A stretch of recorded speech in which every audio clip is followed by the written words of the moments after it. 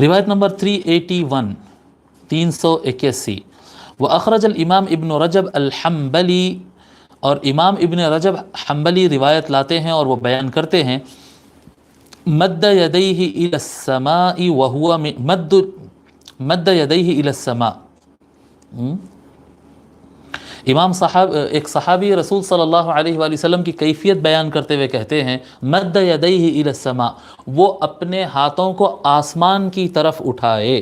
جی حضور صلی اللہ علیہ وسلم ایسے بھی اٹھاتے، اور جیسا کہ میں بتایا کہ آدمی اگر کبھی تضرع کی کیفیت میں آئے، گڑ گڑاہٹ کی کیفیت میں آئے اور جذبے سے اگر اللہ تعالیٰ کو پکارے تو وہ اس طرح سے بھی اونچائی کی طرف اپنے ہاتھ اٹھا دیتا ہے، ٹھیک ہے۔ تو مد یدیہ الی السماء، وہ اپنے ہاتھوں کو آسمان کی طرف اٹھا دیا۔ وَهُوَ مِنْ آدَابِ الدُّعَاءِ الَّتِي يُرْجَى بِسَبَبِهَا إِجَابَتُهُ، فرماتے ہیں اور یہ آداب دعا میں سے ہے، اور یہ وہ طریقہ کار ہے جس سے امید ہوتی ہے کہ دعا جلدی قبول ہوگی۔ اصل جو ہے آدمی جذبات سے جو دعا کرتا ہے، جذبے سے جو دعا کرتا ہے، اس میں امکانات بڑھ جاتے ہیں، جیسا کہ ہم ہاتھ اٹھانے سے متعلق بیان کیے تھے، ٹھیک ہے۔ اچھا، کل ایک کوئی سوال بار بار آ رہا تھا کہ ابتحال کسے کہتے ہیں؟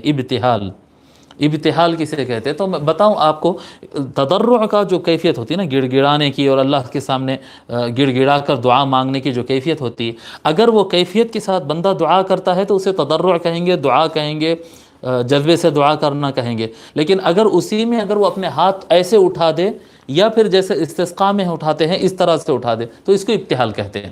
اگر تضرع گڑ گڑاہٹ والی کیفیت کے ساتھ ہاتھ لمبے ہو گئے تو اس کو ابتحال کہتے ہیں، چاہے وہ استسقاء والا انداز ہو، چاہے وہ اوپر کی طرف اس طرح سے اٹھ جاتے ہیں، ٹھیک ہے۔ ابن رجب الحنبلی کے بارے میں لکھا ہے۔ اچھا، یہ روایت نمبر 381 کے جو امام ہیں ان کے بارے میں لکھے آپ۔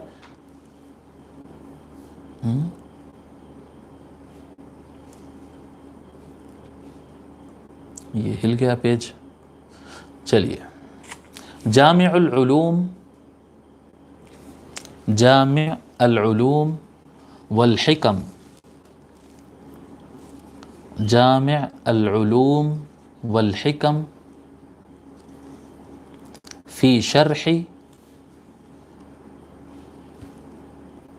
50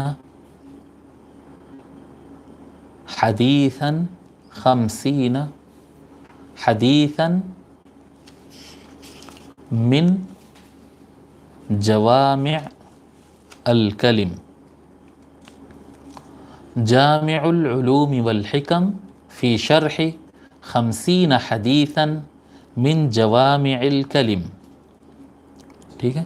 جامع العلوم والحکم فی شرح 50 حدیثا من جوامع الکلم۔ آتھر کا نام ہے صاحب زین الدین عبد الرحمن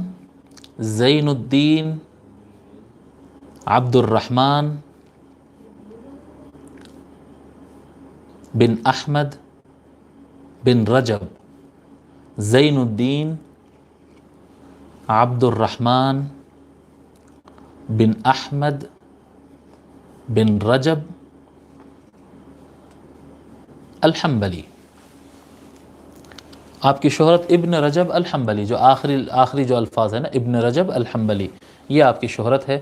آپ کی وفات 795 کو ہے، 795 ہجری، 795 ہجری کو آپ کا وصال ہوا ہے۔